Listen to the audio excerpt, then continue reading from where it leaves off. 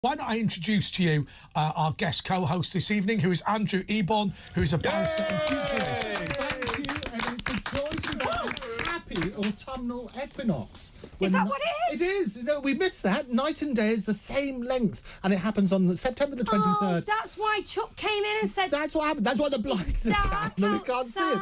It's also, I can tell you, Nintendo's 134th birthday. Is it? Nintendo, which is fantastic. Yep, I've got a Nintendo. And it actually started 134 Nintendo, but they started out as a playing card company. Oh, okay. And they then involved... And also, Bruce Springsteen, sense. the boss, it's his 74th birthday, so happy birthday to both of them. And that's all happening... All happening now, isn't that great? That's we so love cool. it. It's not cool that it's becoming autumn and winter. That's boring and rubbish. But Yeah, it is boring and rubbish. So book your ideas up, right? Yes. Because that was one of the least... don't want the No, winter. I'm sorry, Andrew. We're trying to get the numbers for Saturday Oh, is night, that right? And the birthday of Nintendo was at best an uninteresting... I'll tell you the great thing about it as well. No, it's not great. No, the great thing about it as well is autumn, people are the most fertile. What? I know, it's true. So no, if you now have he's your just got babies now... juicy. Now he's talking about that there. And if a baby's born today, it's more likely to live to 100 than if it's born any other day. So, No way. There you go. So all the babies No born today... way. Yeah, it's true. We've done that. Research. Wait, hang on. So when would they have had to get cuddly? Whenever they switch the television on. I mean to have had a baby. No, we're not having this. We're not having any more of this, right? You two. Oh, it's fun. As I've often said, there's a place for fun and jokes, and it's not my show. Okay, so look, Russell Brand. Yes. Look, I'll just read it out. Russell Brand has broken his silence. Honestly, this man breaks his silence more often than I break wind. But anyway, he's received a large number of allegations of wrongdoing. I have to say, and I said this on the radio show the other day, I honestly believe that if you go to the media, it's a smear, and if you go to proper authorities, it's an allegation. And remember something, whatever he's done or whatever he hasn't done, we can't arbitrate that in this studio. The only place you can arbitrate it is through the proper courts. And I absolutely have to say, I was furious with Caroline Dinenage, the chairman of the Culture, Media and Sports Select Committee, officially designated as a Conservative Member of Parliament, no more Conservative than Mao. But anyway, she obviously had a go at him and wanted him to be cancelled from various media platforms as a result of the belief that she had the right to do that in a position as a select committee chairman. But anyway, Russell Brand has broken his silence once again, third time. Let's watch what he's had to say. Hello there, you awakening wonders. Obviously, it's been an extraordinary and distressing week, and I thank you very much for your support and for questioning the information that you've been presented with. By now, you're probably aware that the British government have asked big tech platforms to censor our online content, and that some online platforms have complied with that request. So please follow me on Rumble, because that's the only way that we can keep our voice. You can go to rb.rumble.com to support me directly and keep me and our channel independent. And I need your support now more than ever, and more than I ever imagined I would. He looks like a worried man. I'm going to say that for sure. He looks worried about money. And he's, no, and he's been quiet for a week. That's the first time he's spoken since the allegations a week ago. Does not speaking for a week constitute having a silence? I mean, it doesn't really. Well, it does if you normally speak every day. All right, fair enough. I'll accept that. He has a show, he speaks every day. I'll accept that. Let me just say this to you, Andrew. First of all, I'm going to ask you to confirm something that's very, very important. Yes. Right, first of all, if you go to national newspapers, if you go to national television channels, if you take money, which, by the way, the people who accused Russell Brand didn't, but if you take money to sell your story, if you hire a PR man before you go to the police, and if you get your book deal before you go to the police, the first thing that's going to happen in court, you're going to be asked about that. Now, that doesn't make you not a victim of crime, but it does undermine your credibility. Yeah, and it's all about credibility. And the bottom line is this, is that everybody is entitled to be assumed to be innocent until proven guilty. Yes. And it doesn't matter whether you love Russell or you hate him, you share That's how his I views, feel, yeah. You think it's a conspiracy theory or not, until you go through a court of law, you're innocent till proven guilty. And yet, Andrew, for most people that I see on social media, for most people that I see actually in other media channels and other television stations, Whether they like him or whether they do not like him is what causes them to say, I think he's innocent or I think he's guilty. And I find that risible. It is completely, not only risible, it's completely wrong. Yes. And you cannot, and however wonderful, must not, until you know what the facts are. And the bottom line is also, Magna Carta, go all the way back to Magna Carta, Article 39 of that says you can't rob a person of their right to earn until it's been in front of a court. Yes. So when people start taking away the income... this makes me a bit uncomfortable, No, you can't do it. It's that simple. The other thing is, I've had two friends who've been involved in these sort of celebrity rape trials. And the reality, two friends who've been done for rape, but okay. But actually, both were found not guilty. But on both occasions, it was too drunk to consent. It was, we had a few drinks, you had a few drinks. Yeah. And I will tell you, in those cases, I got the impression, and I can't speak for everybody, that everyone thought they were telling the truth. And it becomes incredibly difficult, and I'll tell you why. Because everyone agrees what happens. Yes. We're drinking in a bar. Then we went back to your place. Then we did this. Then we did that. Everybody agrees on that. Everybody agrees that they think they're in the right. Everybody believes themselves to be telling the truth. Yes. It becomes almost impossible for the courts. And I think there's two important points to make as well. There's a difference in criminal proceedings and civil proceedings. Yes. Yes. And what's going to happen, if you say things about anybody, there's a risk of defamation. You saw that with Trump, with Ian Jean Carroll fairly recently. He had to pay millions in defamation. What happens is the balance of probabilities is the test for civil cases, which is not as high. Which means what? It means it's more likely than not. The balance of probabilities that it's defamatory and so on and so forth, that they're telling the truth. In criminal cases, it's a far higher threshold. It's beyond reasonable doubt. Yes. Which is why sometimes, you might remember Johnny Depp on that sort of stuff. And so no criminal charges at all. Yep. Over here, for defamation, he lost his case. Yes. Over in the States, he won it. And you had to look at that sort of side. We have to be very, very careful, because it's not just people throwing allegations against Russell. It's also people who tweet. And that sort of stuff. Because how is he expected to get a fair... Absolutely. And that's what you need to work out. Absolutely. Everybody, doesn't matter who you are, nobody's above the law. But what you have to be careful of at home as well is if you're commenting on it, you could yourself be potentially liable for defamation. What about this situation that we're in as a barrister? I think it's really important to delineate this. And I appreciate that this is a complex issue for a lot of people, but... We're seeing increasingly these select committee chairmen believing they're the government. You had Tobias Ellwood, who's the chairman of the Foreign Affairs Select Committee. Just look, it's really simple for people to understand, I think. You know, obviously your MP is the person that passes laws, that legislates. It's a legislator. Then there are some people that are in the government, like the Prime Minister and others. Yes. But there's these people who are on select committees. And what a select committee does is scrutinises government departments. That's what they do. They're publishing reports to see if government departments can operate better. The idea that the chairman of the Culture and Media and Sports Select Committee will begin effectively sanctioning somebody accused of a criminal offence, I think it's despicable. And it's wrong. It's absolutely wrong. I host the podcast for the Royal Television Society, and we had our conference in Cambridge where we had the head of the BBC and the head of Channel 4. All were questions about Russell Brand. And there are loads of questions about the procedures in place to make that make sense. And you need, I always say that trust comes in on foot but leaves on horseback. And we need to make sure that our broadcast institutions have transparency about how they deal with these. Many questions, but we have to proceed in a very, very cautious way. And be thoughtful of the victims. Oh, absolutely. Yeah, because victims or alleged victims, how you look at it. However you but look certainly, at it, there are people out there who are suffering similar sort of things, maybe at other people's hands and so on and so forth. We need to be very, very sensitive to how we deal with that. It is frightening to think that you can be completely convicted via media without any... And that's wrong. But all praise, however, to the Sunday Times and also to Dispatches. I saw both of those incredibly valuable institutions. Investigative journalism is my favourite type, and the teams there are world class. So that's good. But as I say, the basic principle, however, is you must innocent until proven guilty. When should we step in as the media? And when should we leave it just to the police? And I suppose what I mean by that question is this. Normally, we wouldn't publish the name of anybody, wouldn't talk about the name of anybody until they were charged. It's not a law, but it is something that we generally do.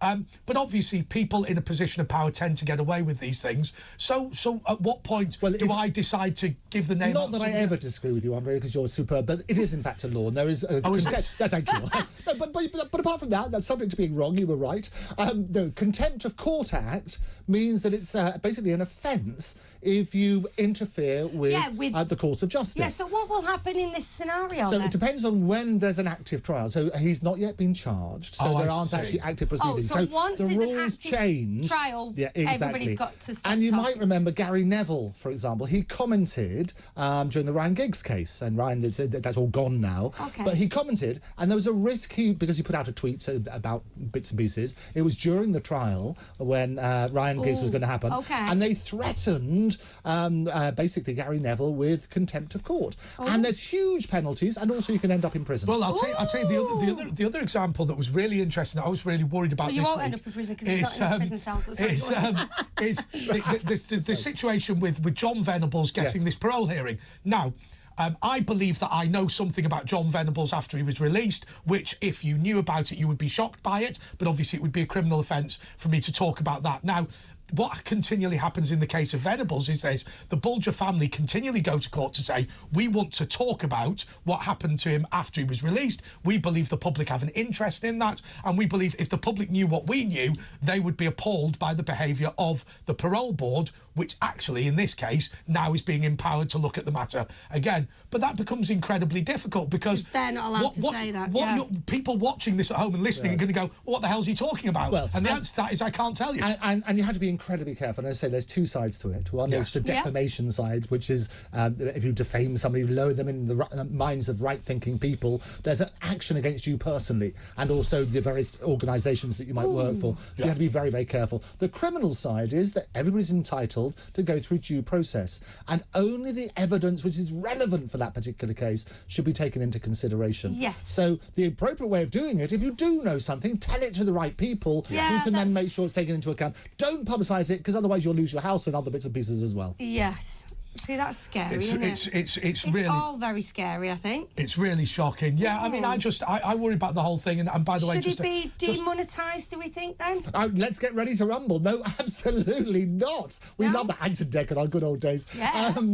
No, absolutely not. You cannot. As I say, it's Magna Carta. Your right to earn an income can only be taken away from you when due process. Yes, but what about my right if I was Google, say? What about my right? If you were Google, to say, I wish you were Google. But what about my right to say, well, I don't want to associate in a business context with these people, because as you know, every single contract that anybody signs in a commercial environment has a clause which says something like, if you commercially embarrass both of us, we'll just throw you out. Oh, yeah, absolutely. And any good lawyer would argue, find a good lawyer. If your contract says that, you should have spoken to me. The reality is this, it's got to be fair. And if you don't go through a court of law and you don't go through the due process, it's wrong to take away your things. But certainly, in most contracts, they will say if you fall into public disrepute, then it works on that basis. At the moment, but what is public disrepute? Not fully there. What is public disrepute in 10 seconds? Very simple. If you're falling down in estimation of right-thinking people, having gone through that process, that's falling into disrepute. So it's not being smeared? Well, it could be being smeared, but there's a right and a wrong to it, as I say. OK. Thank you, Andrew. Are you all right with that? I know, you're all right with that. OK. And your house is on the market, so it's got to be good. You want to buy his house, get in touch. Stick around, because we will be talking more about the Braun scandal after this.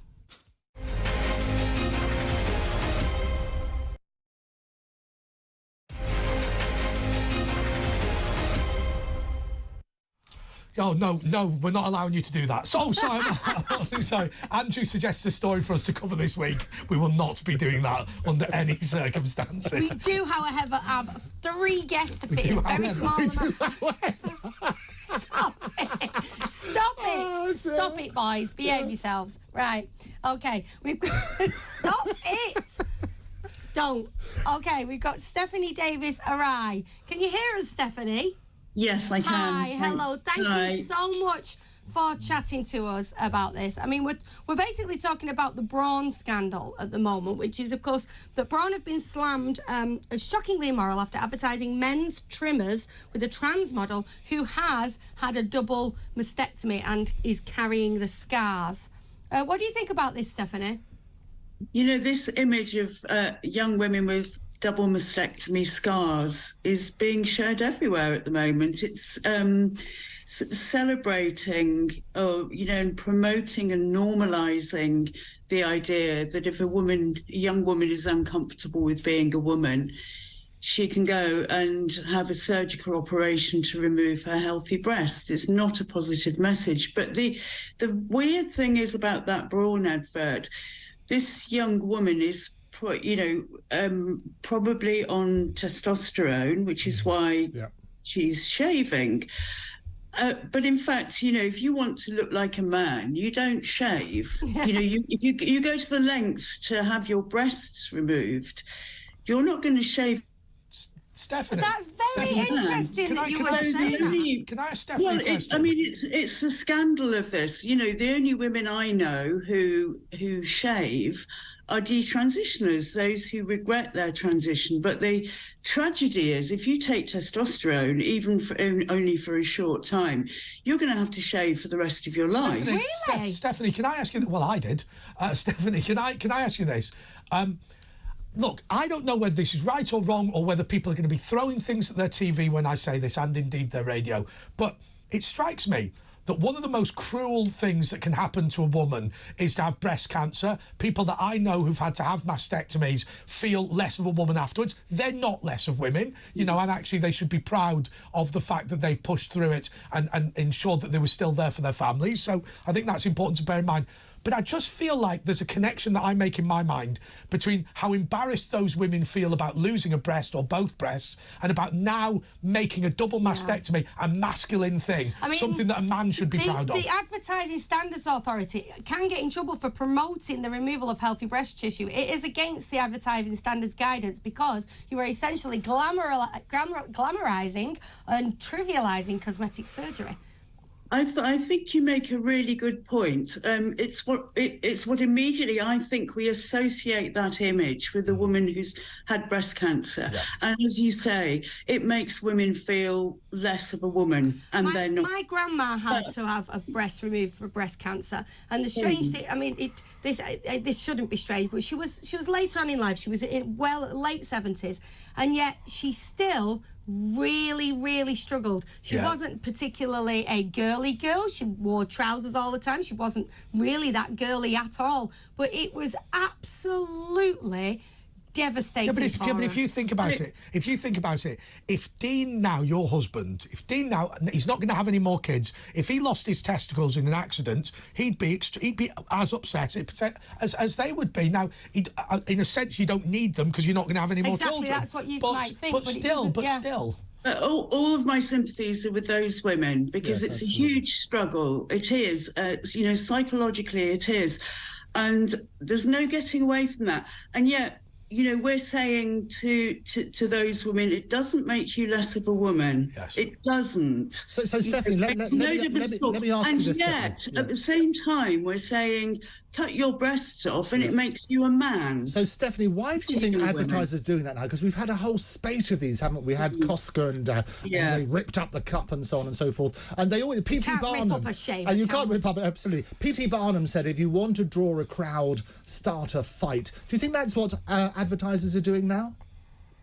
I think I really don't know. I think there's this sort of rainbow flag, and under that, anything is okay.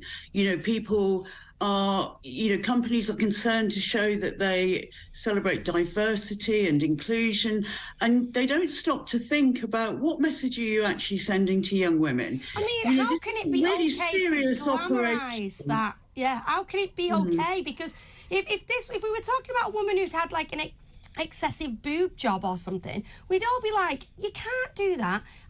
It's absolutely outrageous to glamorise this kind of dramatic surgery. And Stephanie, I'm really glad you made the point about shaving, because I didn't even think of that. But you're right, if you've spent all this time growing a beard and taking testosterone only to shave it off again. Well, I think the argument actually that these trans people would make is that they feel, I was about to say, they want the experience of being a man. They believe they're entitled to the experience of being a man, or entitled to the experience of being a woman. Ergo, one group will laser off the hair and ensure it doesn't grow back. And others will. Now, I've got to be honest with you, I don't know what Andrew thinks. I think shaving's a pain. But well, it is, and interestingly, testosterone in autumn is higher in men and women than it is at any other time of the year. It's true. It's true. But it's what funny do I think about say men shaving is a pain because women having a period is exactly the same. Well, I think women tend to. Them, don't they? You're right. Women have. I think it's more difficult being a woman. I genuinely believe that. But actually, you're right. You have to balance it. The other side of the argument is people who have have made that transition. They want to have the whole experience of being that other sex, and that includes shaving and so on and so forth. So Braun have got us talking about it. That's true. And that's what happens. The point I made beforehand. You work on that sort of basis. But I wonder whether there's a wider issue here. I mean, when I was a kid, I went to an all-boys school. That may surprise. As a kid, good heavens! I am so shocked you went to an all-boys school, Andre. May surprise you. No way. But I noticed the difference between us and kids today is that we didn't really give that much of a toss about our appearance. There was none of this sort of, weight loss or anorexia amongst boys or anything like that. Effectively, we were just a bit rough and ready, didn't give a toss, desperate to get your first pint in the pub, shifty cigarette behind the bike sheds, that sort of thing. And I just wonder whether, in general, Stephanie, the fact that we're now moving towards this trans thing actually is making it as hard for boys to be teenagers as it always has been for girls. Well, I think that it's all focused on gender stereotypes, isn't it? I mean, you're talking about to be a man, you've got to shave. It's all performative. That is the equivalent of saying to be a woman means you wear makeup. It's performative. It's stereotypical. And if you look at what the toy industry has done with children over the last decade at least, toys and clothes and everything has become so extremely gendered. There's the pink box and there's the blue box. Well, when I was growing up, all kids wore brown jumpers. Yeah. There's a very famous picture in my house of me wearing brown dungarees, and I said to my mum, "Are you for real? A little girl in brown dungarees?" And she said, "What? We've embroidered Danielle across the front." She said, "But everyone used to call you Daniel." I said, "No wonder in brown dungarees and no hair." I was bald when I was a kid. Yeah. But also the toy industry's changed, though, there's huge pressure now on children to be, on girls to, girls have makeover parties and princess parties, and boys have superhero parties. That wasn't around when I was a kid. We all had the same kind of birthday parties. Huge pressure on little kids, let alone teenagers. But now. there is now, Stephanie, there's a backlash against that, and the Barbie movie is a classic one of that, where she's rebelling and against the patriarchy on that sort of basis. And if you see the evolution, I went to a big conference with Mattel, and they talked about the evolution of Barbie and how she was this disproportionately unrealistic woman, and how that sort of evolved now to cover virtually everything. And also the Barbie movie is the epitome, if you like, of how the toy industry has moved on. But toys, toys have become much more, there are exceptions, but toys have become much more, these are for girls and these are for boys. I wonder, Stephanie, we've really gone backwards in that. If you're onto something there, because as a mum of a litter of children, as I am. A litter. No, but I realise what you're saying. I'm wondering if, because there's been these heavy stereotypes, that is almost the backlash from it. Yeah, because my little girl's very tomboy, and we've had to have a lot of conversations. She has like she always wants a birthday party to be like, I don't know, Nerf guns, or there's a place called Ninja Warrior where you do all this assault course thing. I do that. But she's like, football parties she's had and everything. And it has made her ask questions as she's getting older. And I'm like, that's cool, like, you're just a tomboy. I was exactly the same, but you might have a point there. Wonder if there's such a push towards it that this is a backlash. I think the trans thing in children is just a real reinforcement of those stereotypes that we've seen. Now girls who like football and climbing trees, people don't say anymore, "Oh, she's a tomboy." People say, "Oh, is she trans?" I know, isn't it ridiculous? She's actually a boy.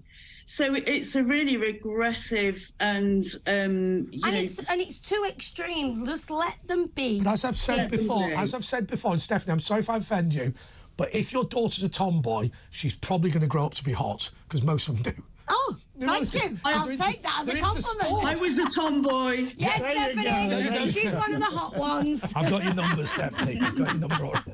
But the thing is, because they're all into sports and all that, they're all in quite good shape. So that doesn't make... I'll tell you what, the girliest girls, in terms of the most attractive girls that I knew at university, had been tomboys when they were kids. Well, he might be onto something, Stephanie, might he? Well, I think it's all about respect, though, isn't it? You've got to turn up. Anybody can be whatever they want. Exactly. As long as you're not imposing it on other people, it's about respect. Yeah, I think so. I think, you know, you say, you know, anybody can be whatever they want. They can't change sex, though. No, I agree. Yeah. That's people what we're pretend when you're a child, don't you? Yes, yeah. And you play at things. You don't have irreversible surgery as a result of it. So pretending is fine. You've got to allow people to imagine. My mum was always quite forward-thinking, and she told me... I had a bit of a girl crush at one point when I was about 13, 14.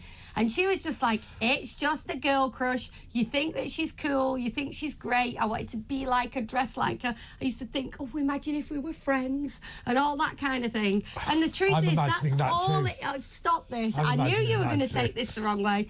But truth is, it was just a girl crush. And I'm so glad that my mum was like, it's just a girl crush. Don't worry about it. It's totally normal. Everything's completely fine. We don't need to have any radical decisions made or any big labels put on you. And you're right, it's all about role models as well, isn't it? That's what you need. You grow up with these ideal role models. This is somebody, this is the cool kid. Anyway, at school. Stephanie, we are a little bit out of time. I just want to ask you to just give us a prediction for the future about the way these things are going, because it feels now, we saw what happened today, I think, in the Telegraph, where a series of senior civil servants had said that there is now significant bias in the British government as a result of the trans narrative. Yeah. We've seen all these businesses now behaving in this way. We've seen parents who are not being told their children are being socially transitioning by the school. We've seen the Tavistock thing, which I will say, once again, is the next big child abuse scandal. But I just want you to take a couple of minutes just to tell us where you think things are going.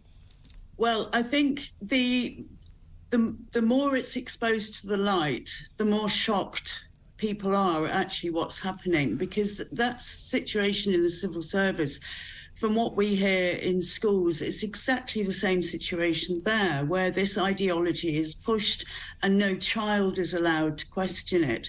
So it's like an authoritarian movement that operates on persecution of those who don't agree with it, bullying and silencing and no platforming. And for children, it's a terrible environment, certainly a learning environment in schools to grow up in. But I think the more extreme it becomes, the more people are aware. And we saw recently that recent polls have said that people's support for people to self-identify their sex has dropped. And I think it's because we've become more and more aware of what it actually means. So in the case of children, I think that the more extreme teaching in schools, because gender identity is being taught, is a pseudoscience, but it's been taught as fact in schools, and you're not allowed to disagree with it. And kids are not stupid. You know, the tide will turn and children will realise actually it's not cool to be doing some kind of rebellion that is actually being forced on you by teachers. Yeah. You know, no child or youth movement has begun by being taught that in schools before. So it will change, and the younger generation will rebel against it. But the problem is there's so much collateral damage in the meantime.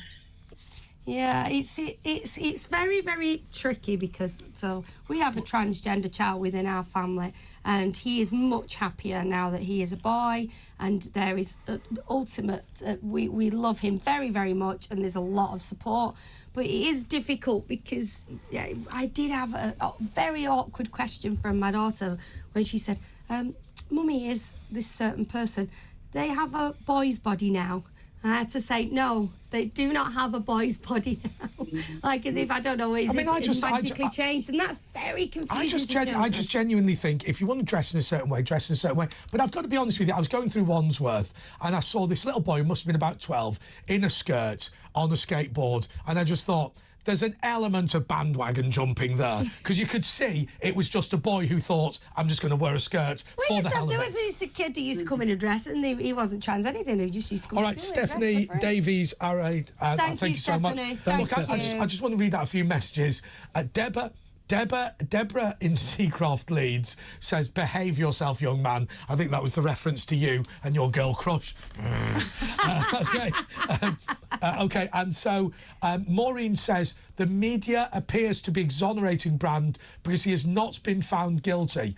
That is as bad as declaring him guilty, because all, including the media, should be totally impartial. Well, Maureen, I'm going to apologise, because if you gave us if we gave you the impression that we were attempting to either be pro or anti him, then I apologise. Yeah, because we do. Our point is that we are neither way. That was the point that we were trying to make. Is that this is a decision. This is a court decision, a legal decision. This is not for us to make that decision. So I'm sorry that you feel like that, Maureen, because I feel quite the opposite. Abundantly clear, we are not judge and jury. We are saying quite categorically on this programme it needs to go through the programme. Okay, men do not have to shave. Andre, you could grow a beard and you'd look hideous. Maureen again. We've got Chloe Cole now. Now Chloe's story is very interesting. Hi Chloe, can you hear us okay? Yes, I can. Hi Chloe. Firstly, thank you very much for joining us this evening. How are you? Yeah, thanks for having me. I'm doing pretty good, and I hope you guys are too. Good. Would you be prepared to just tell us your story? Yeah, so I call myself a detransitioner, meaning that I went through the course of going through a social and medical gender transition, and then I decided to permanently go back on that decision to live again to embrace my identity as a biological female. And I went through the whole course of transitioning while I was still a kid. And I started calling myself a boy when I was around 12 years old. And I was fast-tracked by my doctors into medically transitioning with puberty blockers and testosterone at the age of 13. Wow. Oh, wow. And Chloe, just to be 15, clear, Chloe, just let me check. Obviously, I can hear from your accent. Whereabouts did this take place? I'm from California. Okay. Okay. Sorry, carry on. And I was 15 years old when I had gotten my first and only surgery. They removed my breast 15? when I was 15. You were 15 years old? I was still in high school. Oh, I'm really sorry about that, Chloe. How does it make you feel now that you were only 15?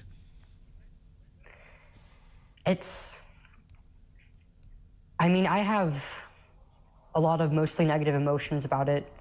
I'm a person who, I guess you could say, is kind of superstitious. I think that everything happens for a reason. And for me, this has been a huge lesson. But I'm frankly disgusted that any adult thinks that a child could consent to something as life-changing as that. I mean, I lost entire organs. I lost parts of myself as a woman, as an aspiring mother, before I was even an adult yet. And I'm still grappling with the loss of my breasts. I find it extraordinary, Chloe, and it's very brave of you to speak up about it, because your message to others who are going through similar sort of torments, if you like, about whether they should transition, your story is a really powerful lesson to them. What would you say to those people who are sitting at home watching you, thinking about, hang about, I'm in the wrong body, what should I do about it? The ultimate spicy meatball with sriracha drizzle from Domino's. It'll get you fired up. Well, I mean, the problem is not your body. There is nothing wrong with the way that you were born. It's really only the way that you see it. There's really no such thing as being born the wrong body. There is no biological marker that makes somebody transgender. It really is an entirely psychological condition. And it's important to keep sight of that. And to remember that you are more than the way that you look. You are more than your body. Yeah. You're a human being. The way that you were born was a blessing. You're made the way that you were for a reason. And it's something to embrace. Even if you're feminine as a man or you're masculine as a woman, it just means that you have a unique personality, and that's something that should be cherished. Chloe, I think it is very brave of you to share that, and I think I think that's the only way we're going to truly understand is by listening to the story of people like Do you mind if I ask a question very quickly, Chloe? Look, I can't work out in my own mind whether the people who did this to you are evil, deluded, just sheltered themselves, confused. What's your impression of the doctors that went along with this? Because, I mean, removing the breasts of a healthy 15-year-old, to me, I mean, I'd lock you up for doing that. But maybe these people are not bad, they're just wrong. I think, personally, that there are three kinds of doctors. The first kind being the ones who are in it, they have a good heart, but they are deluded. They think that what they're doing is genuinely benefiting these kids. And then there's the doctors who don't really care. They kind of have like a laissez-faire attitude. They just think, well, I'm just going along with the standards of care. I'm just doing what I'm told. And then there's the ones who are really in it for the money or for financial gain or otherwise. I think they're the most scariest ones, I think, out of those three, really, because I suppose the box-ticking doctor's one thing, and the doctor that thinks he's doing the best, but the one that's just profiting is... Now, Chloe, I mean, this was surgery on a minor. If you were consenting adults, it would be different. Can you sue? Is there any recourse? I mean, not necessarily for you, because you look like a well-rounded young woman to me. I don't want to be, I don't want to sort of pat you on the head, but you do. But then again, there is an important element to your story to try and save other people from the child abuse that you've suffered. Is there a way of doing that? Yeah, so a large part of doing that for me is speaking about my story and testifying on legislation to prevent this from happening ever again. And I also have a lawsuit of my own. I filed earlier this year. I haven't had any proceedings yet, but I'm very confident that I will win. And I want to scare off any other doctor from doing this to a child ever again. Anything that's permanent is just, on a child, it is just not right. I mean, I think it just doesn't take... It's not rocket science. What's your message to the British National Health Service, which is debating whether to give treatments to children? Do you think that they need to look at your case and think about it? Yeah, cases like mine are actually quite common. I've met quite a few other detransitioners, and many of them are people who also transitioned as children and adolescents. Oh, no. And the ones who transition younger are some of the people who have the worst outcomes. I mean, the longer you go with these treatments, and especially the younger you go, when somebody's not fully developed, it's more dangerous. Yeah. These treatments become more dangerous and have more complications, especially the puberty blockers. People often say, well, they should at least allow them to have their puberty blocked because, I mean, it gives them time to determine whether they want to go through their natural puberty or through the puberty of the opposite sex. But that's not how it works. You can't just stop puberty. It's a natural bodily process that the body needs in order to develop into an adult. Chloe, do you mind me asking? You don't have to answer if you feel uncomfortable answering this. Can you have children still? I mean, I have gotten my menstrual cycle back, which is kind of a blessing, really, but I haven't gotten any fertility treatments. I mean, I haven't gotten any testing of my fertility or blood hormone levels in a long time, and frankly, I'm kind of scared to go back to the doctor. I don't know what they're going to tell me. It's just one of many factors. The menstrual cycle is just one of many factors in determining whether somebody will be fertile or not. You see, the thing is, let's be honest, in any situation, you can go to the doctor and you might want something from the doctor. We can all be very convincing when we want something from a doctor. No judgment, but I'm in Chloe's case. No wonder she feels nervous to go back to speak to a doctor again, because there has to be somebody who says, no, this is not right. But what harm do you do by piling things onto each other? I mean, we've seen. I mean, I spoke to somebody who had IVF once and had to have chemotherapy whilst they had the IVF. So you're piling different things on top of each other. It can become additionally dangerous. Right. I mean, I've already been put on a slew of pharmaceuticals. Who knows how, if I went on IVF or some other treatment, how that would affect my body? Because all of that is already very harsh on the body on its own. Yeah. And you've been through an awful lot. Well, look, Chloe, I have to say, as far as I'm concerned, I mean, I think you're talking about detransitioning. I think most young women looking at you would aspire to be like you, despite all of the problems that you've been through, because I think that you have that toughness that is just inherent in being a good woman and a good mother. And we wish you all the luck in the world. And certainly, if you want any money donated to that legal fund, I'd be absolutely happy to put my hand in my pocket, and I'm sure so would everybody else watching and listening. Chloe, thank you very much for sharing with us. I know how important it is that you share that story, but I also know how difficult it is. So thank you, Chloe. That was thank you, Chloe. Chloe Cole, who is detransitioned from being a boy back to a girl. OK, I think, are we going to go to a break now? We're going to go to a break, but we're going to be speaking to Ed Gemmell, the leader of the Climate Party, to talk about Rishi Sunak's big U-turn on net zero.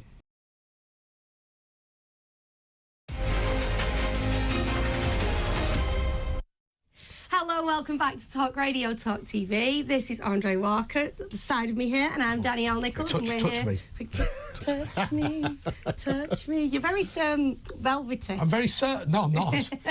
I'm not. You are. You've got velvet. I've had no body modifications. Hey. OK, we're still joined, of course, by Andrew Eborn, who is a barrister, futurist, and a favoured contributor of both my father and her mother. And I have to say, Dan and Dawn, I'm so honoured. No, Stan and Dawn. I said Stan. You thought I said Dan. No, it was Stan and Dawn. Stan and Dawn. I love it. And very good evening to both of you, and thank you so much. OK. Appreciation is always appreciated. They didn't Stan. like you that much. OK. So Rishi Sunak has U-turned on a series of net zero policies. Obviously, there's been significant concern that these policies have pushed people into poverty, and also concern on this channel and indeed across the media that every single political party appears to agree on not net zero so much, but the idea of moving to it far more quickly than we can do in a way that benefits our economy. Well, anyway, somebody who's going to have a different take on that is Ed Gemmell. He's the leader of the Climate Party. Ed, welcome.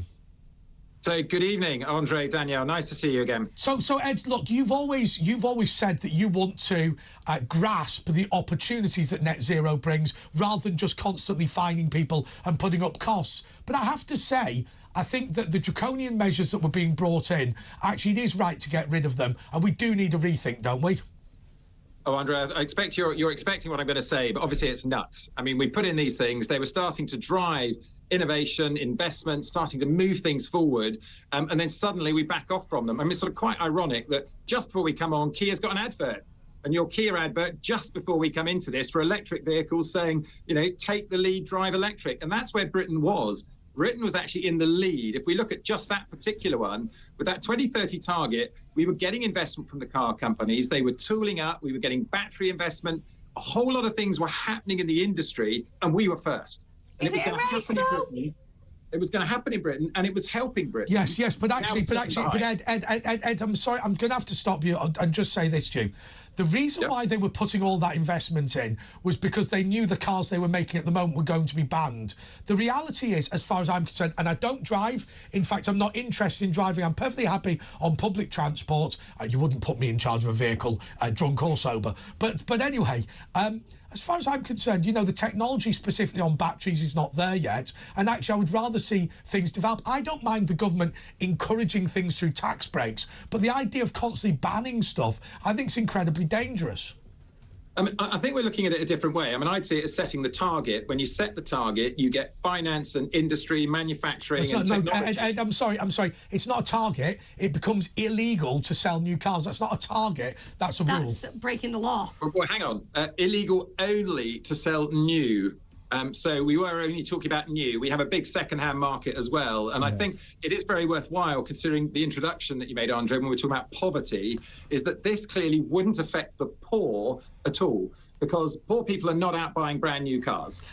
Hang on, I beg to differ there, because with with finance agreements and things like that, especially when you're a young driver, with some of the benefits of having insurance involved in that, I disagree there. Okay, maybe not the poorest of people, but not necessarily the richest. It's not only rich people that buy new cars. Fewer petrol cars in the second-hand market will affect the cost of the cars in the second-hand market.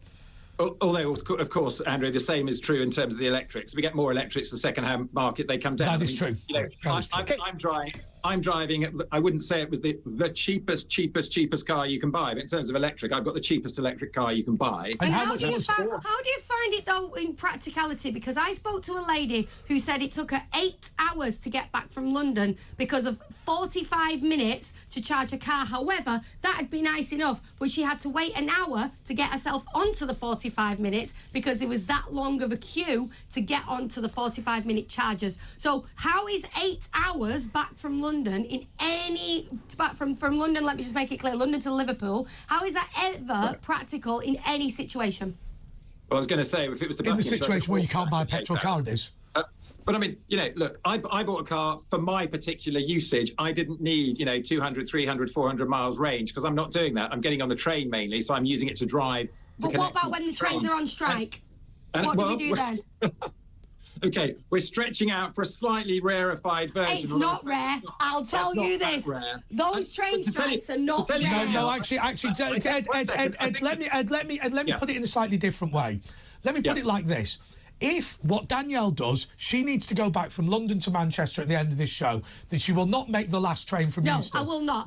It happens at 9:10, and I think come on fire at 9. Now, if what happens here is, if you make these cars not practical to get from London to Manchester or Manchester to London, what you do is you hand all the power over all the transport in your country to Len Matrotsky, who is a dangerous extremist. What I would say, Andre, actually, is that in a funny sense, you're playing into what we were saying before, what we've talked about before as well. And that's that when you bring in targets and you're serious about them rather than flip-flopping, which I don't think any of us think is a good idea, then you drive innovation. And if you want to have a car that's going to go 500, 600, 700 miles, if you want to have lighter batteries, if you want to have the technology that's going to do it, you've got to drive that technology. And you can either do it through incentives or I think there's definitely argument to say to drive that. I understand that. But this is the only time I think I've ever agreed with Rishi Sunak, because this is completely impractical what they're asking us to do. And I'll tell you why it's completely impractical, because I live it. No, That's why. I'm not trying to cause an argument. I'm just saying it's not possible. And that's got to be right, doesn't it? Because until you sort out the power, it doesn't make sense. Until you introduce what's called dynamic charging, where you're actually charging as you go along, it then becomes realistic. Can I pick up one point with you, though, Ed? Rishi Sunak sort of turned around and said, well, in spite of moving it backwards 5 years for some of these commitments, he says we're still going to be on track for the ultimate commitment. Is that right? That's his calculation, of course, and I think actually most of the experts that have commented on it have suggested that he's making it even more difficult. I think what is very, very interesting and hasn't been picked up in the newspapers, when he made his speech, he said, we are doing everything we can to stay under 1.5 degrees. Rubbish. Now we're well off in terms of the action for 1.5 degrees, even if we do eventually get to net zero in 2050. Ed, I think you've had a good crack. We're going to leave you there. That's Ed Gemmell, who is the leader of the Climate Change Party. Thank you so much. I'm never going to agree with Ed. OK, look, just to be clear, we're going to be taking your calls after this. So if you get in touch, it's 0344 499 1000. Calls just charged at your normal rate. Text the word talk plus your message to 87222. And by the way, we are now just a little under an hour away from Bobby Davro's return to Saturday night television. Woo! You have got to stick with Talk TV tonight.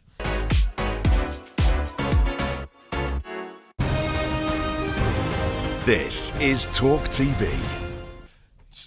Still joined by Andrew Eborn, the barrister and futurist. You're looking radiant. Thank you, radiant. It is that I got the memo, basically. It's got to be... Get dressed up on a Saturday night. And when is the wedding? That's what I've got to ask both of you. I know, we do look a bit like wedding guests today. On. I went a bit mad on this one. I'm not sure about this, if I'll wear this again. OK, so I want to talk about the cigarette ban. Now, many of you watching and listening to this are going to be surprised that I'm supporting your right to smoke, simply because not only is it incredibly bad for you, and I would strongly discourage you from ever smoking, but also my mother died of lung cancer. I know there'll be plenty of people in exactly the same boat.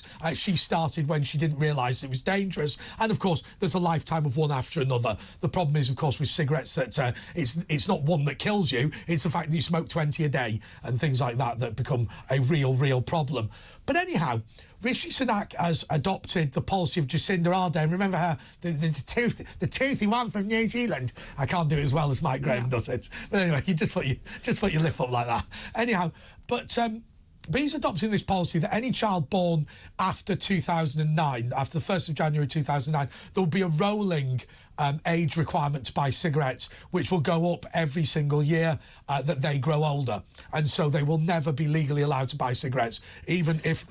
I think we're gonna go back on the cigarettes, because I do also have an opinion on this. But we have actually got Samantha Smith on the line to chat to right now, because she's been waiting a while. Hi, Samantha Smith. Are you okay?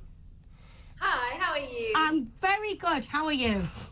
I'm well, thank you. I just have to pull him in line every now and again. Sorry about making you wait. But thank you very much for chatting with us. I mean, this is basically a well, I'll let you tell us what we're talking about today. Absolutely. So HSBC has a long-standing partnership with Emma Raducanu, the former British #1 women's champion, US Open champion. Yeah. And they released a series of videos with her over the past several years on different issues, the previous one. However, they've recently put out a new series on fairy tales, reimagining of classic fairy tales, wherein Emma says that little girls don't need men in their fairy tales, and these classic tales, so for example, Rapunzel, Cinderella, Snow White, they are reimagined as taking control of their financial futures and creating their own happy endings by investing and saving and creating new businesses. I don't know what mainstream media and corporations have with taking classic fairy tales and using that as a vehicle to woke wash, but that's what we're talking about tonight. You see, it's very interesting, isn't it? So it's something like Rapunzel sells her hair and Cinderella starts a shoe company. Am I right? Is that what? Yeah, I mean, the thing is, right, this is an HSB commercial. That's all fine and well. It's it's a bit interesting. They've done a spin off. It's not interesting. No, but you know what? This gets my goat really bad, because I have 3 boys, right? And we've had to have conversations about the wonder that is Andrew Tate. But after coming around to it, what I've started to realise is you've got to be very careful with young men, that you don't just completely write them out of everything. Absolutely. It's very cruel to it's great that women own businesses. It's great. I'm a feminist. Like, it's great that we can stand on our own 2 feet. But we have to be very careful that we don't write men out as redundant, because what I find is happening, and this is a little extreme, but these are my views. What I find is happening is that more and more men are turning to people like Andrew Tate, because everybody's sick of being told that they're not allowed to be masculine, that it's toxic in some way. There is nothing, can I just say, like, I'm a feminist, but there was nothing wrong in falling in love and having children and being a stay-at-home mum. They were my choices. I prefer the term housewife. And I shouldn't feel... I'm going to housewife you in a minute.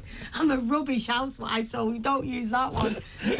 Better as mum. But don't you feel that we have a responsibility to stop kind of like crushing masculinity as if it's so negative all the time? Yeah. Absolutely. I think that the HSBC commercial aside, I don't think Emma Raducanu really had much say in what she was speaking in this commercial. It was clearly scripted. It was, an agenda for HSBC. But it's very indicative, like you said, of a wider issue where young boys and young men and young girls as well are being made, so having a relationship, having children, having a family, as though these are things that they shouldn't want and things that they can't do if they also want to be successful and independent in themselves. I experienced it myself, Samantha, because when I had my children, I did have a daughter die, so things changed for me. But I remember being like a mum's get-together, like a mum's wine afternoon, and everyone was like... Afternoon? We used to have... breakfast. Sometimes you'd have a wine afternoon on Friday. A sherry breakfast. A sherry breakfast. But the point was, I was made to feel so inferior because the women were like, what, you're not going to go back to work? And I was like, no, I'm going to stay at home with my kids. Those sort of pressures are absolutely wrong. I mean, HSBC, they call them fairer tales as opposed to fairy tales. And I also saw somebody did a satirical cartoon where Sleeping Beauty, rather than having the non-consensual kiss, you had Prince Charming throwing a bucket of water over her, which I thought was glorious. But you're right, it is about making sure that people can be empowered, but not at the same time getting rid of sort of what is ideal relationships anyway. You can have this, empower both sides. Yeah. It's okay for some of it. Don't get rid of all of it. Precisely. I think that it's so damaging to young women and young men, to everyone, to society in general, to suggest that this model, and there's a reason why, for example, the nuclear family model was so successful over generations, because quite frankly, children, young people foster in a home that has a united front, that has, for example, whether it's a man and a woman. Just a minute, Samantha. That's a really extreme view at the moment. To dare say, she's right. How dare you, Samantha, suggest that children thrive with a daddy and a mummy? Now, come on, let's drag it in. She wouldn't be let on the BBC, would she? I know myself as a young woman in university about to embark upon my professional career, I'm constantly bombarded by messaging that in order to be successful, I'm doing law, for example, in order to be a partner at a magic circle firm, in order to go far in my career, that has to be at the sacrifice of having a family, of having a relationship, of settling down and having this life that I also want. And it also excludes young men from a world and from a world of happy relationships and being able to embrace masculinity and embrace the futures that I think many young people want, and it isn't wrong to want. What would you say then, Samantha, to people who are saying that the reason they're doing this is to redress the balance? They're saying that for ages and ages we've had the patriarchy, as they talk about in the Barbie movie yet again. What would you say to people who are saying we're just redressing the balance? I would say that by repressing men for the sake of lifting up women, we're only deepening these societal divides. We're only, as you said, driving young boys to extremism by suggesting that they have no place in society and that in order for women to... But this is you know what, it's quite unfair really, because I'm all for equality, but I do think that men and women are different, and we want to treat with the same amount of respect, but not necessarily treated exactly the same. It's all about if somebody in society has got a difficult thing, let's destroy everybody else's opportunities so they're all at the same low level. I've got a friend of mine who said that he works at a major law firm, one of the good ones that you were talking about, and he said now we go 50-50 between private school and state school. And he said the reality is we will only ever take very, very gifted people. But he said the reality is that we are now taking in, as a result of quotas, people who have been badly educated. Now, the solution to the poor education in these state schools is not to improve the state schools. It's to say, let's put quotas in that give them the top jobs despite the poor education. And what that does is, once again, it ingrains the failure. It rewards the failure. How many crap schools now turn around and go, we've got X number of people who've got into Oxford and Cambridge? It's just unbelievable. Samantha, thank you very much for chatting with us. I think we were all quite in agreement there. Should we all agree? We all agree on everything. It's going to be good. Thank you very much, Samantha, for that. That was Samantha Smith. OK, so you didn't like my bit on cigarettes, so let's talk about I actually do want to talk about this. I really want to talk about this because you don't. I am sick of this blame the smoker thing. It drives me mad. Just to say, I have not, and I've never smoked. No, you didn't want to talk about it. You ruined it. I was going right into it. Oh, don't. I was going to say that we are being governed in a way that we used to just be. We're being ruled in a way we used to be governed. The nanny state. Nanny state. They say in union. Stop telling us what to do.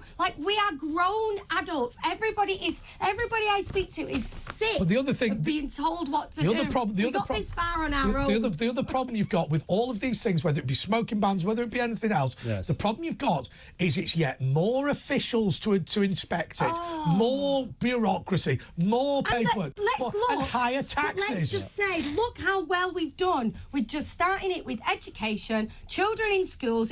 I think it was my generation generation that it started, our generation. But basically, that idea that it's unhealthy, you know, they did a great job of re-educating people.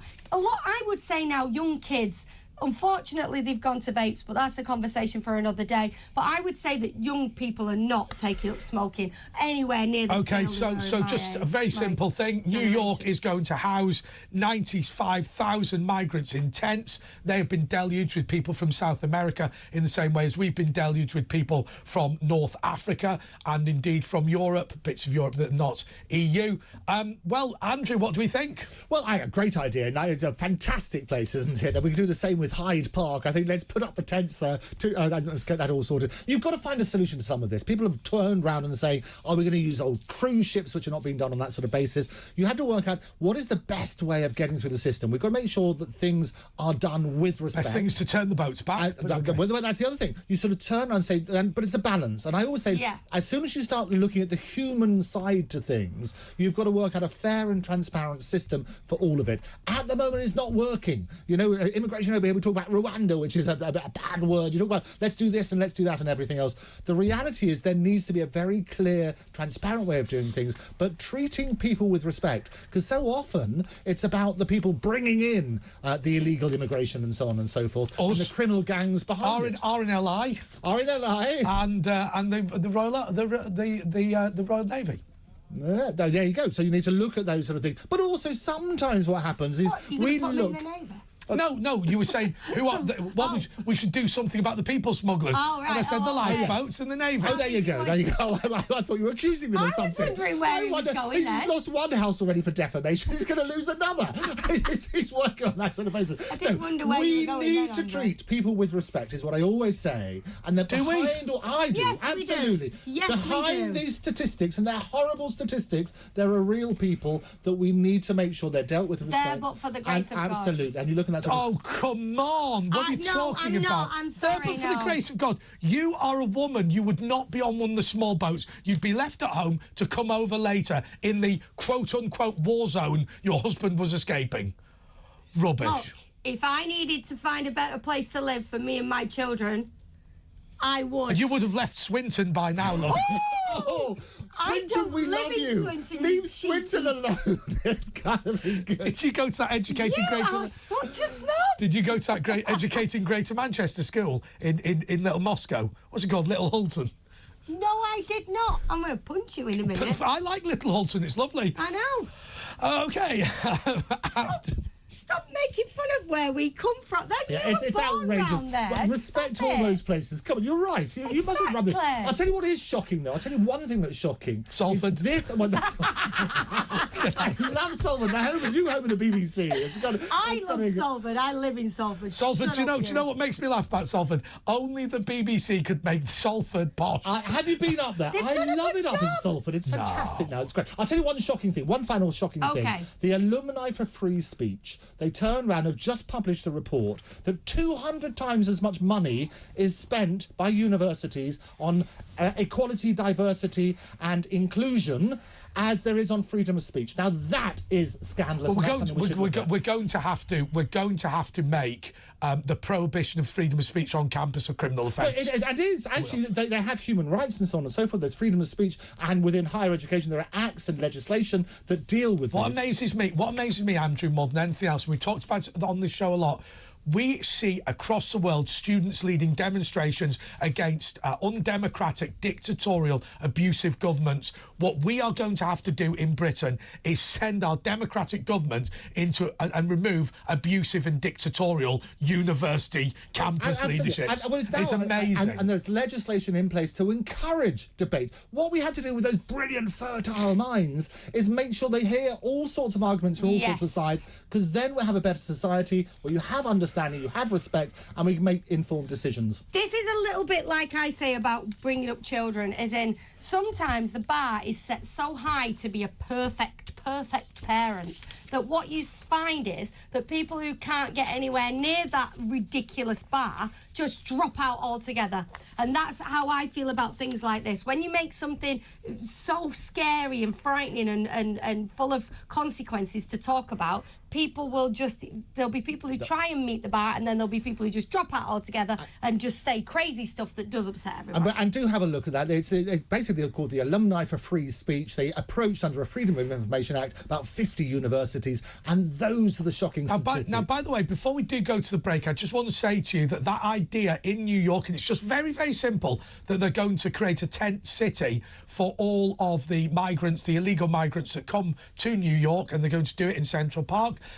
There's an idea, there's not an idea, they already do it in France in what they call the jungle in Calais. Should we do it in Britain? Now, I have to say to you, if people are genuinely escaping war and violence, then they'll be okay in a tent, won't they? Oh, is it possible that they actually want the 4-star hotels because they're here for a better life? I don't know. 0344 499 1000.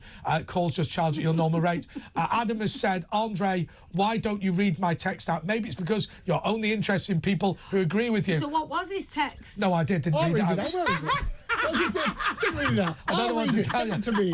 Okay. Men definitely do not need women. I'm 59, having the time of my life, single and so happy. I have motorbikes, cars, and so many friends. And family model. So many friends. Are any of them girls? Be careful, Mr. Anonymous. You might go blind. More next.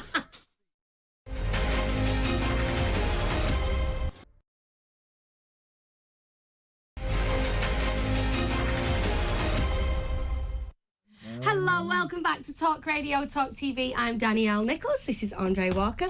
And we've not got long left, but I promise you it's going to be a good last half hour. And we're joined for the last half hour by another guest co-host. Why not? We'll call him that. Lewis Brackpool. Lewis, does it say on your shirt, hairy? It says hairy. Hurrah. It's Brackpool's Pleasure Beach. That's what I've heard that one before. I thank you. We're here all week. Brackpool Pleasure Beach. Now, I'll tell you what. That's how it feels. Okay, Margaret. We've got Margaret in Bedford. Hi, Margaret. Yeah, good evening, all. Is it Lewis, Andre, Andrew, Danielle, and Brackpool Beach. Hello, Margaret. There we go. Hello. Good evening. I'm irritated tonight at Ed Climate Change Party, the Climate Party. Yeah, he doesn't understand people's situations. First, I'd like to ask him how many shares and investments does he have in green tech companies, because I'd kind of like to know that, see if he's swayed by that. But anyway, he doesn't know what people's situations are. I drive 350 miles a year. How much do I pollute? How much do I pollute? Am I going to go out and spend $40,000 on an electric car? I have 3 people in my family that have electric cars. They're all expensive luxury electric cars. 2 are SUVs. Yep. They're always in the shop, and they're walking. Yeah. And There's no such thing as a cheap electric car, Margaret, is there? There's no such thing as a cheap one. Well, they went to France on a holiday with a very expensive SUV, and it went wrong all the time. It ruined their holiday. Margaret, thank you so much. Let's go to Andrew. I mean, funny enough, I had a friend of mine who had a Lamborghini. Yes. Right. And what he said, I only... Hang on. I had a friend who had a Lamborghini. Okay, very go on. Close friend. Yes. But no, on the serious note, what he said was, I only drive it for a few miles a week on a Sunday. It's true. And he said... I'll give you a confession. I actually have a Bentley that used to be owned by the King. I've got a Bentley. It's for sale. It used to belong to King Charles, the first car. He then sold it to Tom Ford, the designer, and now is owned by me. It's been in a Duran Duran video. Cool. But I don't drive. I spend more time walking around London than you do on that sort of basis. So you're absolutely right. We need to look at that sort of side. But most of these things, like you, Les, we spoke about beforehand, it is a tax on the poor. Absolutely. We need people to turn around and be realistic about how this is going to have an impact on I know, everybody. we're supposed to rip out all our central heating, with that pretend money we've got. Sorry, go on. And I've got to say, and I've given this as multiple examples, but loads of people have these examples as well. But my dad lives near Haydock. Big Stan lives near Haydock Racecourse, which is in Merseyside. He lives in the bit that's in Greater Manchester, and my brother lives in Warrington, which is in Cheshire. Now, if all of them put on ULEZ charges, which they're all considering, then what happens is, for him to drop me off at the local train station will be £12.50 to drive in Greater Manchester, then £12.50 to drive in Merseyside. If he then goes and visits my brother, it's a further £12.50 to go and visit my brother. So you're now on £37.50, and he has driven, get this, 3 miles. No, exactly. And I tell you what's going to happen. It's just they're going to do one big ULEZ thing, so you'd only pay it once. But either way, it's still a tax on the poor. Still out and it's going to be an election winner with Rishi Sunak and his get rid of the 7 bins that you don't need and you don't feed your cat and skin it because that's the other thing you've got. The problem is with the bins, I'll tell you, every house now is a little factory, isn't it? The processing. Yeah, mine included. But anyway, look, there has been some breaking news today, which is that Russell Brand has issued a statement. I was a bit disparaging earlier, but he hasn't spoken for a week, and clearly the allegations against him have become significantly more serious. Why don't we have a little watch about that, and then we can chat about it afterwards? Hello there, you awakening wonders. Obviously, it's been an extraordinary and distressing week, and I thank you very much for your support and for questioning the information that you've been presented with. By now, you're probably aware that the British government have asked big tech platforms to censor our online content, and that some online platforms have complied with that request. So please follow me on Rumble, because that's the only way that we can keep our voice. You can go to rb.rumble.com to support me directly and keep me and our channel independent. And I need your support now more than ever, and more than I ever imagined I would. Okie dokie. Right, so the reason we're all laughing is because Danielle was adjusting her seat and I asked her if she was sitting on something hard. But anyway... Anyway. I don't believe you just said that. The seat's very hard. I don't believe you've just said that. No, I'm sitting on a cushion. The seat's... Behave. Anyway, back to the... So, obviously, the reason that Lewis Brackpool was coming in today is to talk about the online safety bill. We can talk a little bit about Russell Brand if you want. Of course. But I just want you to give me an update on what the online safety bill actually is, because I'm confused by it. I mean, my understanding is that that now basically the big tech companies become the publishers in a way that the publishers used to be the publishers. But anyway, perhaps you can run through. Yes, so I decided to experiment a little bit the other night with ChatGPT, the AI tool that a lot of people are using. All of us, I'm guessing, are not really trying to go through legislation and bills. Can I just very quickly just interject there with the ChatGPT to explain for anybody who doesn't understand. So basically, the computer, you put a question in or you give an instruction to your computer and it will provide you with an answer. That's correct. Now, give the example that you gave. You wanted to write a book about yourself and she turned into Holly Willoughby. Yeah. Oh, really? I asked about me and by the end of it, it was clearly talking about Holly Willoughby, but I thought, well, I'll take that. It's an incredibly powerful tool which does a lot more than that, but you're absolutely right, that it's really powerful. And the thing with it as well is you can decipher through just legal jargon that us plebs don't really understand. So I put through the entire, I think it was 309,000 worded bill. And I think it was like a 2,047 character limit on ChatGPT. So it took me about 2 hours to get through it, and then an hour worth of analysing. But then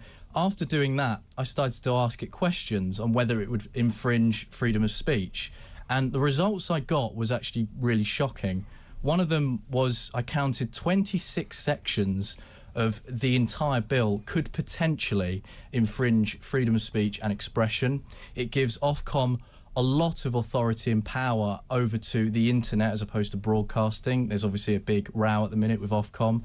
And another thing is, there was one thing that was sneaked in there that I didn't know beforehand, and it was to do with filming migration coming over. So, for example, citizen journalists who are in Dover, for example, and that are filming the migrants coming over, that will affect citizen journalism too. So they're going to make it illegal, or de facto? Not illegal. So it's more sort of putting the power for Ofcom or the government to give authority to start taking down. Because this is one thing that really worries me about the Ofcom thing. Now, first of all, look, we're regulated by Ofcom. But I'm not afraid of them. They never give me any trouble because we don't give them any trouble.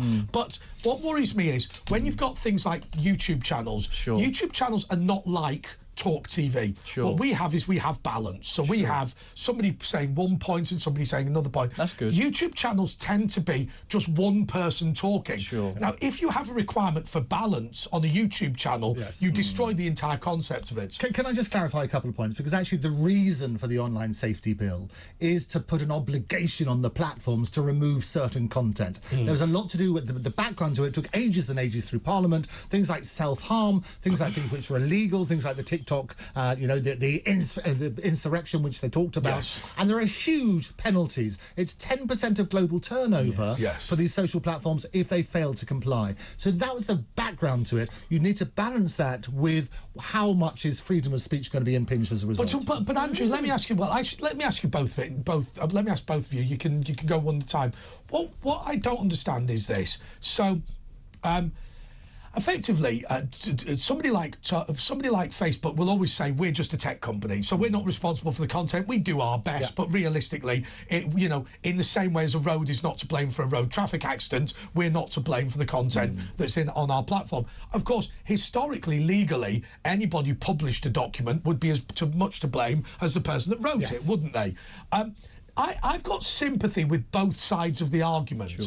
But the problem is you are talking about billions of comments, billions and billions and billions. And what I found, I mean, I said the other day, I explained and you were angry with me, I explained how you can take an Instagram account offline on the grounds of I was here. I remember Let's not do that again. Breaching the rules of pornography by somebody who's never done it without hacking into the system. And the reason is, and I won't give you how you do it exactly, but it's related to AI moderation. You can fool the AI moderators into believing somebody's published pornography when they haven't. The tech companies will not be sitting there with individuals looking at every single comment. What they will do is they'll have AI trend. The AI will be really powerful, The problem is as well is... sorry. Let me just tell you. I will tell you how you could get somebody banned through an AI thing. If you were to use an obscure word like shibboleth in your post, I could post 1 million comments through 1 million bot accounts that are highly abusive, that include the word shibboleth. The AI system will pick up that word as being a word that is inherently abusive, and when I complain about you, the chatbot will assume the use of this word is in of itself abusive.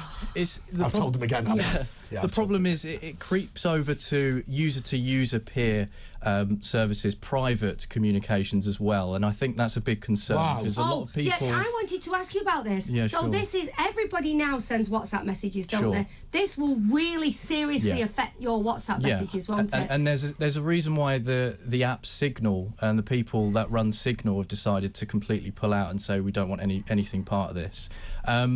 This is the problem. It's overreach, and I think that's the thing that people are afraid of. Can I ask you this question? Because I know, I'm sure there's people out there who also feel the same. If you're part of a WhatsApp group then, and something on there that they deem is not acceptable, is everybody on that WhatsApp group in trouble? I mean, it's a great question. The problem is it's so broad, it's so vague. They talk about things like hate speech, and who defines what hate speech is? Well, the snoopers, and government snoopers. Yes, exactly. And it shouldn't be, it's not one person, it's very subjective. You know, what I find hateful is completely different to what you find. This is what happens. So the history of this is very, very simple. The tech titans are saying that normally they cannot see these end-to-end encryption, that's what it's called, when you have a WhatsApp thing, so it's only the parties in that. What they're saying now is because of criminality, they want to have the ability to basically break through those rules. So can I just ask this? When does this come in? It's coming. It's coming. It's already here. So now do we stop using WhatsApp?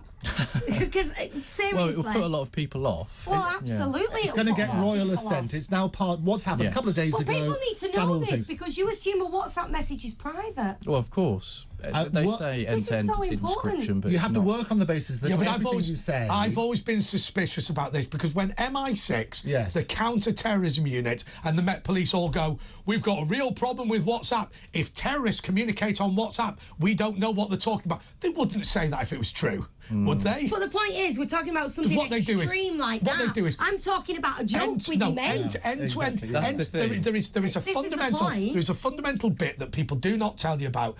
End-to-end end-to-end encryption protects it from one phone to another. They just hack the phones. Well, it's not true, and this is the tech titans will tell you this is why they're so keen to push end-to-end encryption, because then they're not liable for content they can't see, and that was the debate. So you work on that sort of basis. Well, should they be Well, that's the other debate, because if they are liable, there's a cost element to it. If you have to moderate it, so what they're now saying is you've got to look at the real mischief. The real mischief was self-harm videos, things which encourage people to do that sort of stuff. Absolutely, that's got to be stopped. Which I assume was never legal. No, but you've got to work on the basis of how do they then protect against it. And so the obligation has been imposed. We are stricter now than anywhere else in the world. Are you now allowed? If I now make a WhatsApp phone call to you, we're the stricter than anywhere else in the world. Is a moderator now allowed to moderate that phone call? And that's the problem. So if you're looking at it, if you put the obligation on them to be able to get into those and no longer end-to-end encryption, that's the danger. So it's that balance between criminality and the right to privacy and freedom of speech. So how do you get the privacy then? Well, the other problem, just to say quickly, the other problem is it gives a lot of people online the reporting power. So, we know about mass reportings over the past few years. Yes, that's a real problem. Especially, it's a big problem online. If they just mass report someone that they don't like, it grants them way more power. So when this transcends into the online world and gives people and, other authorities, the government, more power, it gives people the ability to just shut people down. On top of this, you mentioned about comedy, satire, things like that. When I ran it through ChatGPT, it actually came back and said, listen, satire and comedy, it could blur the lines between that, because it can't differentiate between what is satire, what is a joke. This is the thing. And I'm sorry. Now, look, I'm not a young woman. I'm not somebody who's a member of Parliament or whatever. Sure. But when somebody goes, "I hate Andre Walker. I wish he'd die," I didn't take that as a death threat. Or I'll kill you if I ever see you. I didn't take that as a death threat either. I think we take these things far too seriously. I mean, by the way, my favourite one was, somebody walked up to me once in the street, I'm not joking, yes, and went, "You're that Andre Walker, aren't you?" And I went, "Yes." And he went, "Well, now what's left of him?" He said, "If I ever see you in the National Liberal Club, I'm going to thank you." Oh, is that what he said? I went, "What if you see me elsewhere?" He went, "No." I went, well, that raises more questions than answers. That's social media, though, right? Yeah. Because it creates that wall, that barrier. You see people write things all the time online, and then when you meet them, or if you do meet them in real life, chances are they're not going to say anything, not going to do anything. Yeah. So that's just what it's like. It gives people in a car. It's fake confidence. But also, the other thing I would say to you is that anybody in the public eye, as we are, we're here to be judged by people. Yes. People are going to sit around going, "Oh, I'm not watching them two, I can't stand them," or "I think they're great," or he's funnier than she is," and so like that. Which says no one ever. Exactly. But the reality is, when somebody goes, "Oh, I hate those two," they don't actually hate us, do they? But also, I have to say, just one point, ChatGPT, it's not definitive. They do have these things called hallucinations, where it makes it up. So it will basically, AI is continuing to improve all the time. It will get the nuances, it will get the satire, it will get the comedy. It's not about that. The real concerns are these self-harm videos, the real acts of criminality, which we need to stop, but make sure it doesn't penalise our right to freedom of speech. I suppose it sounds like it already has to be. Somebody said, thank God social media wasn't around at the time of the Jimmy Savile scandal, because can you imagine how nauseating it would be to watch him defend himself on social media, which no doubt he would have done, wouldn't he? Well, and interesting, and people do the comparisons now. You sort of turn around and say, hang about, you should make sure that there is a facility for calling out the wrong. And I think you need to wear the power of the internet for good, whilst balancing the bad. And it's always a balance. I always say it's freedom of speech, but it's not freedom from consequences. By the way, somebody's message, the 59-year-old banker has messaged in. I don't even know what that means. "Thanks for reading my text. I'm the 59-year-old biker, and yes, in gay funny it is." So gay fun it is? Funny, I don't know. I mean, I think what he's done is just type that quite fast. What was he doing with the other hand? Okay, we're going to be talking. You take over. We're going to be talking. You just drop me in that, will you? We're going to be talking more about Russell Brand straight after this.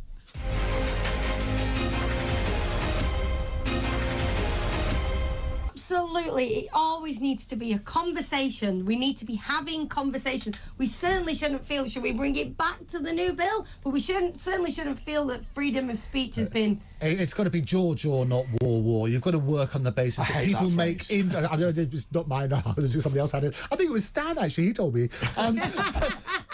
Good save. Oh, good save.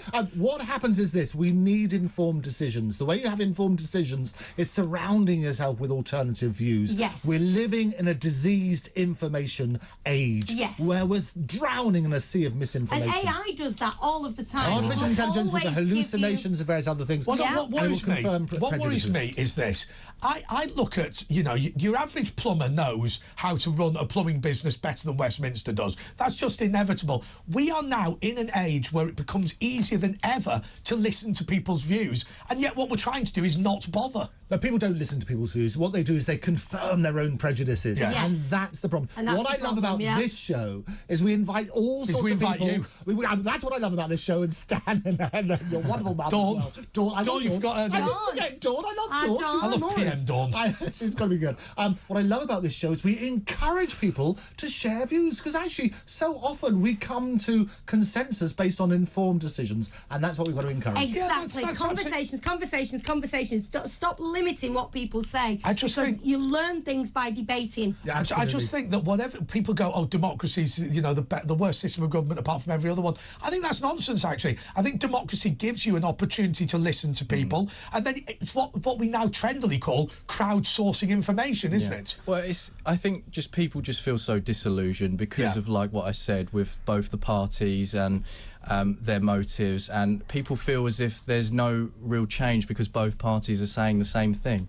Okay, great. Well, I think that's pretty much the end of this bit of my evening. Can I just say, Lewis Brackpool, thank you so much for coming in. Thank you for having me on. You were brilliant. Would you come another time? Of course I would. Yeah. We got to. We love having our guest co-hosts in. Andrew did the whole show. Lewis did part of it. Andrew Eborn is amazing.